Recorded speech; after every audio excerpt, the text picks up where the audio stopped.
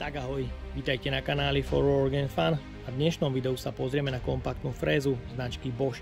Takže poďme na to, vyskúšame a poriadne ju otestujeme.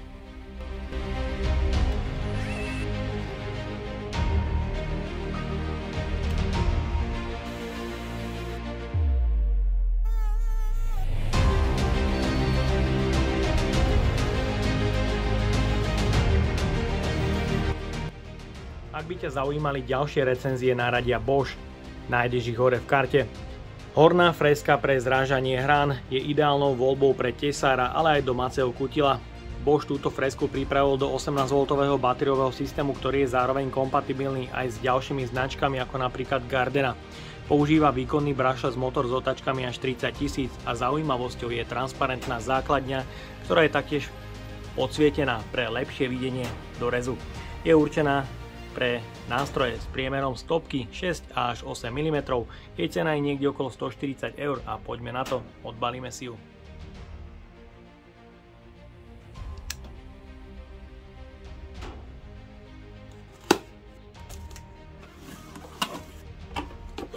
V balení nájdeme užívateľský manuál a sprievodcu registráciou pre rozšírenú až 3-ročnú záruku.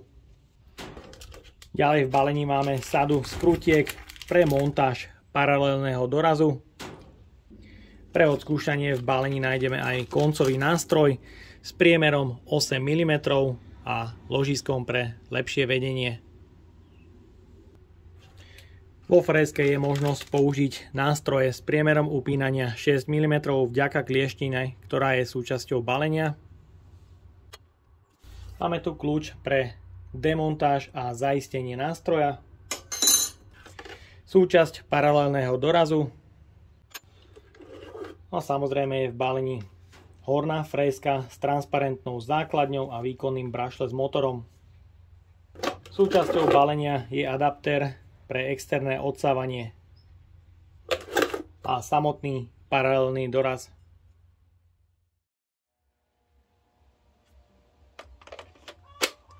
Ergonomia a spracovanie hornej frézky je na vynikajúcej úrovni. Vďaka kompaktnému držaniu s priemerom iba 65 mm sa fréza do rezu vedie vynikajúco. Je tu osadený výkonný brushless motor s otáčkami až 30 000, ktoré sa dajú regulovať až v 6 leveloch.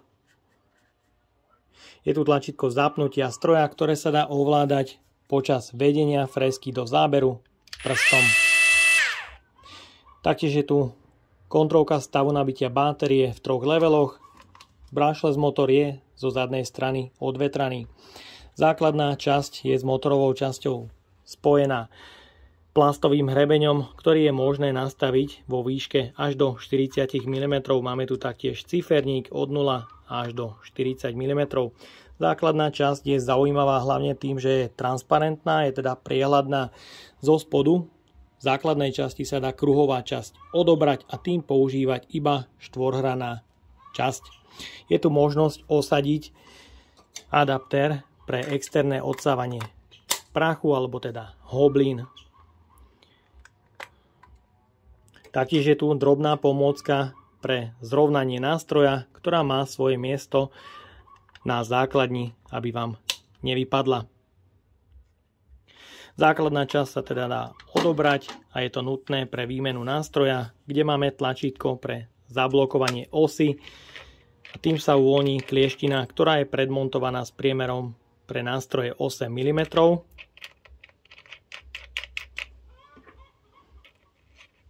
Nástroj je potrebné vždy poriadne utiahnuť.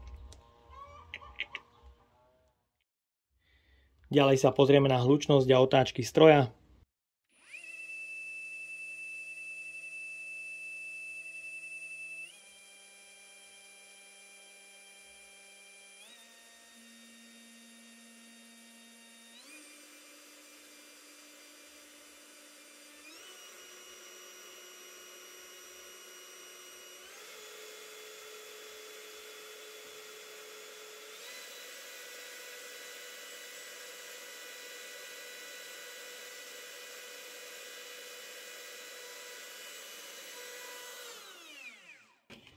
Takže hlučnosť bez zaťaženia je samozrejme bezpredmetná, tá bola do 90 decibelov a mohli ste vidieť otáčky sedia s tým, čo výrobca uvádza.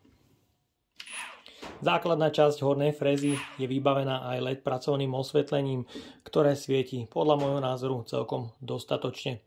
Do rezu teda bude vidieť o niečo lepšie a má to dosvit do 10 sekúnd. Zrovnanie nástroja oproti základni je veľmi jednoduché. Odopnete pomôcku a už len nastavíte výšku, zaistíte základňu a nástroj je pripravený.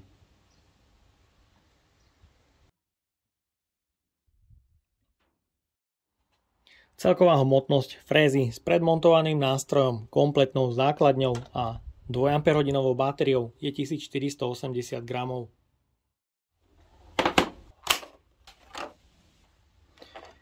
Pätnásťdielna sada koncových nástrojov pre ručnú frésku, kde máme rôzne vnútorné rádiusy, vonkajšie rádiusy, taktiež drážkovania a taktiež úkosy v rôznych uhloch. Jeden kľúč pre demontáž ložiska a samozrejme náhradné ložiska pre rôzne nástroje. Fréza je kompletne poskladaná, batéria plne nabitá pre test a odskúšame ju na 15-dielnej sade nástavcov pri obrábaní mäkkého smrekového dreva.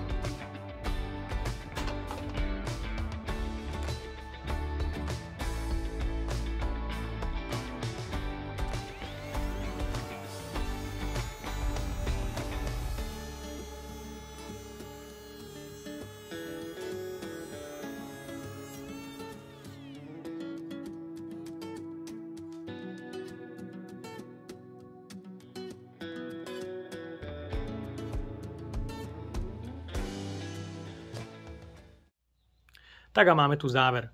Fréza pre zrážanie hrán funguje skvele. Už s 2 Ah batériou podáva podľa môjho názoru veľmi, ale veľmi seriózny výkon. Skúšal som zrážať hrany a taktiež robiť nejaké vnútorné drážky. Poradilo si to aj so 16 mm širokou drážkou absolútne bez problémov. Myslím, že vynikajúci výkon na batériové náradie, pretože je tu 30 000 otáčok. By som si ale vedel predstaviť túto frézu ale so 4 Ah batériou, ktorú som ale bohužiaľ nemal možnosť odskúšať v teste, takže je tu predpoklad ešte na zvýšenie výkonu. No a tejto fréze nie je čo vytknúť, jedine upozorniť vás divákov, že nie je to fréza, s ktorou by ste dokázali začať robiť aj nejaké tie vnútorné vybratia, napríklad krúžok do stredu obrobku. Takže na to pozor a ja dúfam, že sa vám dnešné video a spolupráca so značkou Bosch páčila. Ak by ste ma aj vy chceli podporiť finančným príspevkom, dole do popisu vkladám link na PayPal Donate. No a odo mňa je to na dnes všetko. A ak sa ti toto video páčilo, daj like, potvrď odber a zvonček, aby ti už neušlo ďalšie video. Ahoj!